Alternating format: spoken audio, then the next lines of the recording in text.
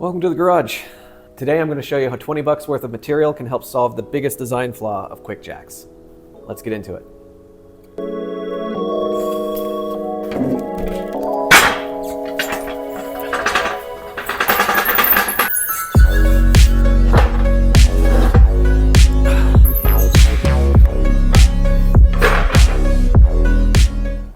Now, I don't want to sound like someone that's just complaining to complain, because don't get me wrong, I love these QuickJacks. I don't regret buying these for 1 second, but they do have one really annoying design flaw that's actually kind of a design feature. It's the weight. Each rail weighs about 60 pounds, which doesn't sound like much until you're trying to position it under your car. When these are on the ground, they're really difficult to slide. And that's, again, it's a design feature, but I think it's the most annoying part about owning these. So I'm going to show you how about $20 worth of material and maybe 25 minutes can help solve that most annoying problem. Here's your supply list.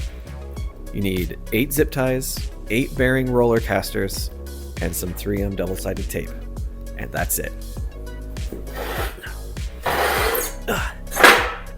That sucks.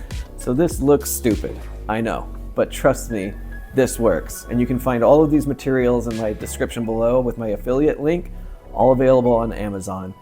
The roller casters cost me like 15 bucks. That's the most expensive part.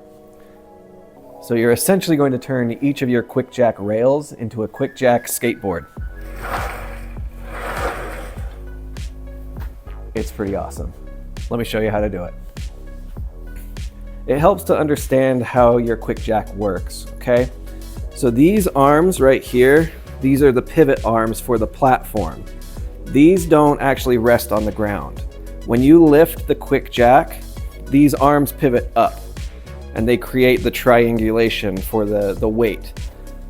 This is the plate of the QuickJack. That's what actually stays on the ground. So when your jack is up, these arms are off the ground. So this is where we're going to put our caster. We're going to put it underneath this arm. So when it lifts, there's no chance of this QuickJacks shifting at all because those casters aren't in contact with the ground. So I'll show you just the measurements of how to get it in the right place. So first thing, just wipe it off. If you got dust on it, you just want to get it a little clean. So get a tape measure. These pivot arms are about 21 inches, and we want to get our caster wheel as close to the back as we can, just to give it enough height to let it roll, and then getting it off the ground quickly. So I position mine about 5 inches back from the center. So 5 inches, and that's going to be the center of my ball. So about right there. That's going to be a good position for the front arm. And you're going to notice there's a little difference between each of the arms. So the side that's closest to the outlet of the hydraulic hose, it's a little lower profile. The other side that has the large plate on the back of it, it's a little higher off the ground. So we're going to position the casters a little differently on each side. But let's start on the hydraulic hose side. And we're going to come 5 inches back and put the caster right here. We're going to take our caster. We're just going to take a little bit of 3M on each of the ears. So just like that. And then one across the center.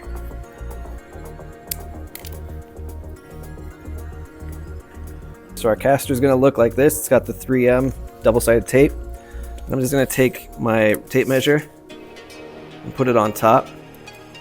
So I'm going to measure to the 5 inches, and I'm going to put the ball in the center of that 5 inches. Okay. Now the fun part, some zip tie TIG welding.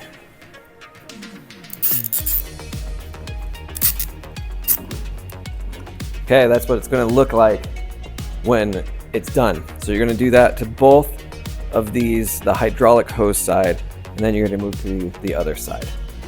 Okay, the opposite side is a little different. You're not going to measure back 5 inches from this one.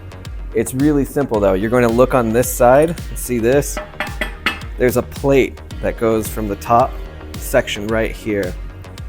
So you're just going to position so this ear is aligned with that plate. So right about there. So that's going to give the ball enough room to roll, but then also it'll get out of the way when the ramp starts to pivot. And then it's the same thing. You're going to zip tie, TIG weld.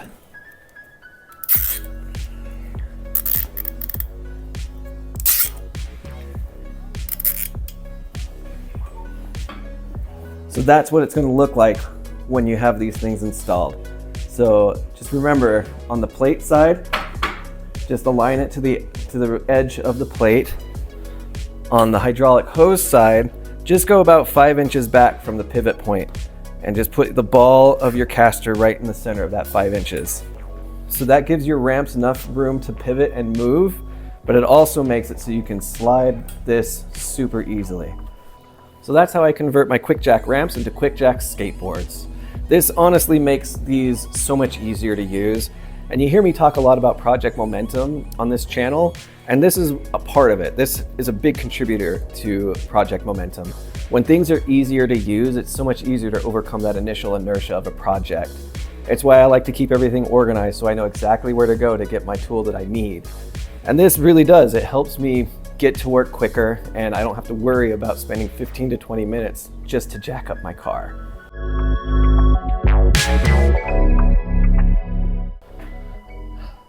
I know zip ties and double-sided tape for QuickJacks might seem stupid, but my personal motto is, it's only stupid if it doesn't work.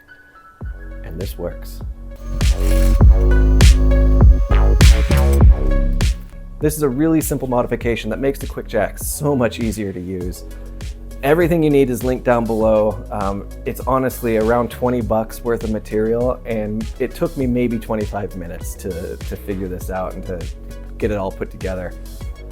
It's awesome. QuickJacks are awesome, but this makes them even awesomer. So, you know, if you made it this far in the video, go ahead and subscribe. I'm going to be doing a bunch more stuff like this, and we're going to do a lot of work on this 8th Gen Civic Si this year. So if that sounds like a good time, come along for the ride. If not, hey, we're happy that you're here anyway. So have fun in the garage, guys. See ya.